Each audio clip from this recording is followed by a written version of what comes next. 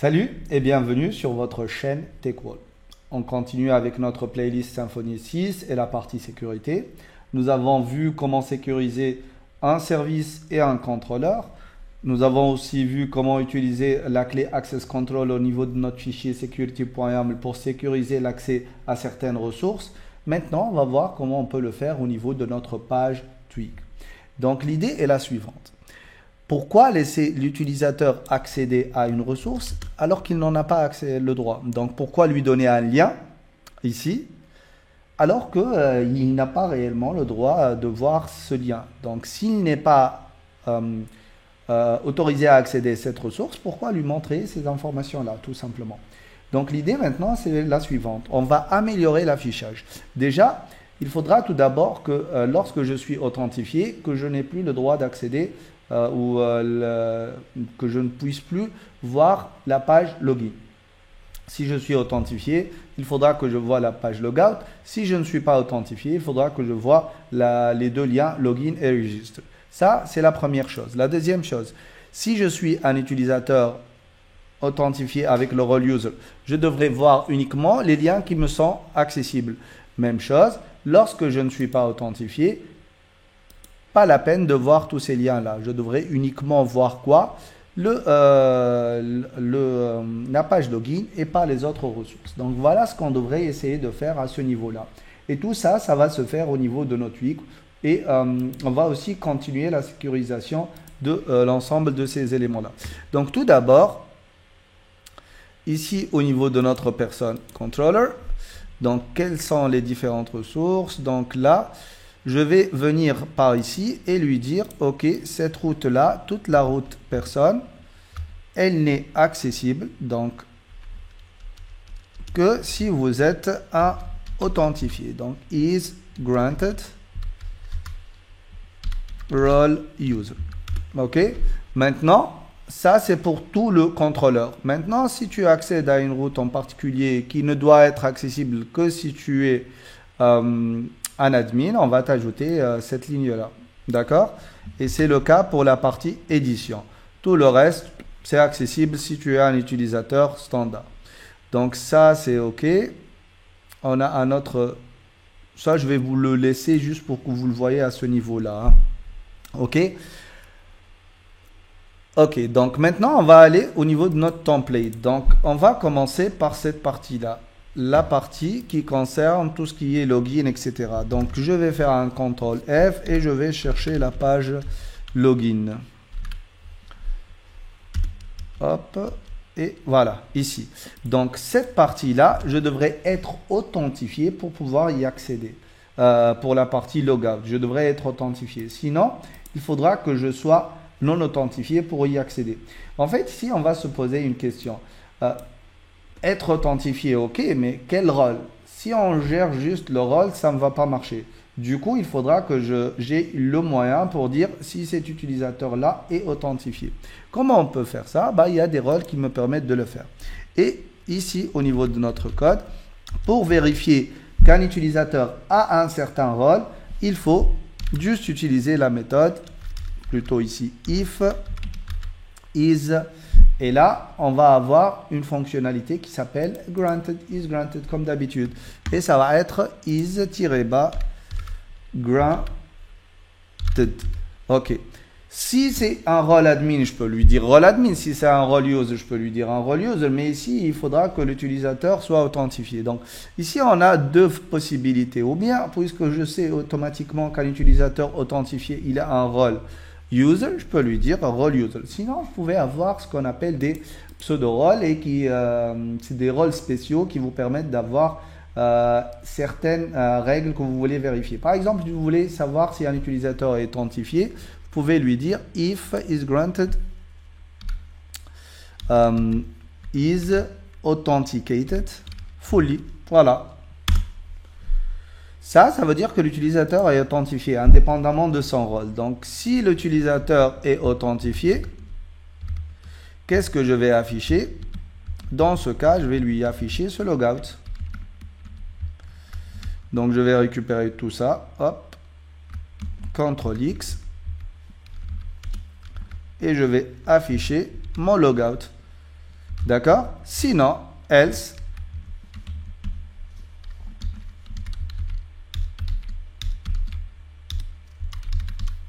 et je vais afficher le login ou bien le registre. Et ici, je vais avoir un end if.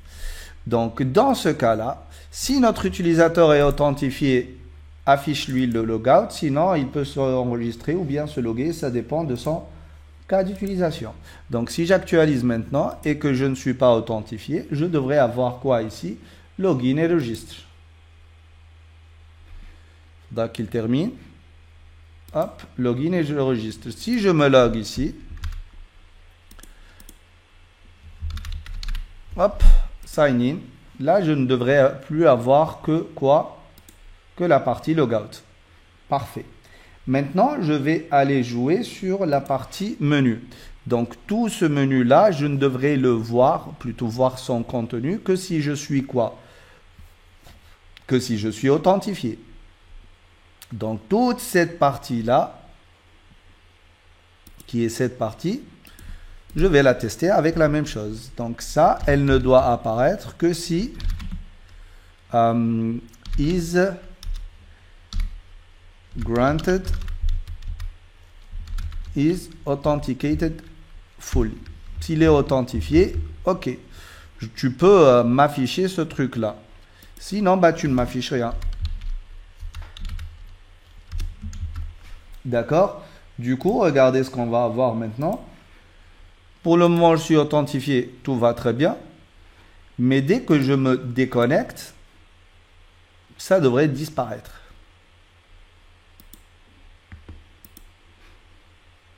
Ah, là, il y a quelque chose qui cloche. Apparemment, j'ai été très gourmand dans mon if. Donc, tout ça, je vais le garder pour moi.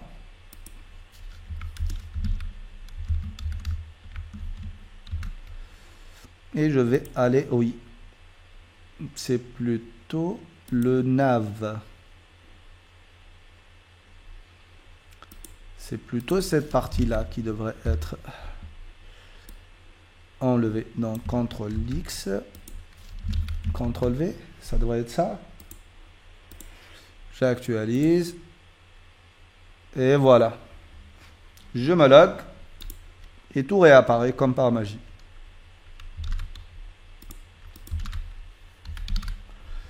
Ok? Ça marche, on est bon. Maintenant, il faudrait que je n'affiche que les choses qui sont accessibles pour l'utilisateur. Donc, si je suis authentifié comme un utilisateur normal, donc un user, je ne devrais pas voir l'ajouter une personne et je ne devrais pas voir la suppression et l'édition de la personne. Du coup, déjà, je crois qu'au niveau de notre person controller, il faut qu'on cherche le delete. Et là, je vais ajouter le is granted.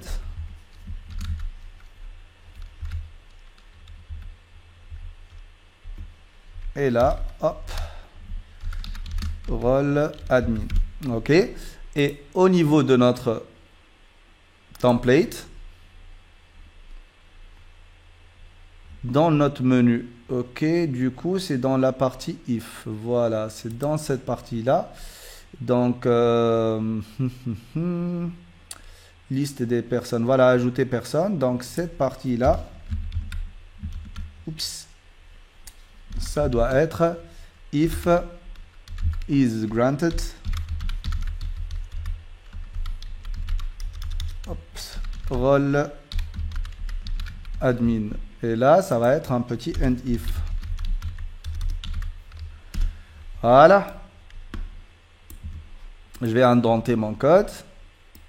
Et celle-là, je vais la récupérer pour pouvoir l'utiliser où? Dans ma page.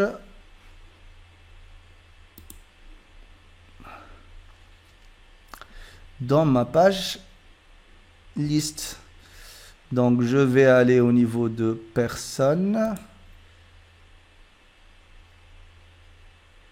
Index.html, voilà. Et ici, donc c'est la partie détail uniquement qui devrait être affichée. Donc /id, donc tout ce qui est delete, ça ne doit être accessible que pour notre administrateur. And if. Voilà. On a terminé. Et on va vérifier est-ce que ça marche ou pas. J'actualise. Je suis connecté en tant qu'admin. Je devrais tout voir. Il ne doit pas y avoir de mot. Did you mean is granted? Qu'est-ce que j'ai écrit? Is granted. Donc, ok. Ça c'est pas bon signe parce que je l'ai is granted et je l'ai utilisé aussi là. Is granted. Voilà. Là, ça devrait être bon. J'actualise ma page. Ce coucou là, il faudra vraiment l'enlever. Hein. Ok, j'arrive à tout voir. Donc, où est-ce que je l'ai mis ce petit coucou là? C'est au niveau du contrôleur. Donc, je vais faire un CTRL F. Coucou, c'est pas ça. Voilà. Commencez à m'énerver un petit peu. Et ici, je vais me déconnecter et je vais me connecter en tant qu'utilisateur. Et user, je vais faire un sign in. Et là, je devrais uniquement voir les ressources qui me sont accessibles. Donc, je n'ai que les informations et ici, je ne peux plus accéder à l'ajout des utilisateurs. Parfait. Donc, on a terminé avec cette partie-là. Dans la prochaine vidéo, on va voir comment on peut personnaliser la page qui Access Denied. Parce que là, sincèrement, cette page-là, donc si je fais un edit/1, il va me dire juste Access Denied et la page, elle est très moche. Donc, on va essayer de voir comment on peut personnaliser les pages d'erreur comme la page 403 ou 404 par exemple. À la prochaine vidéo. Ciao.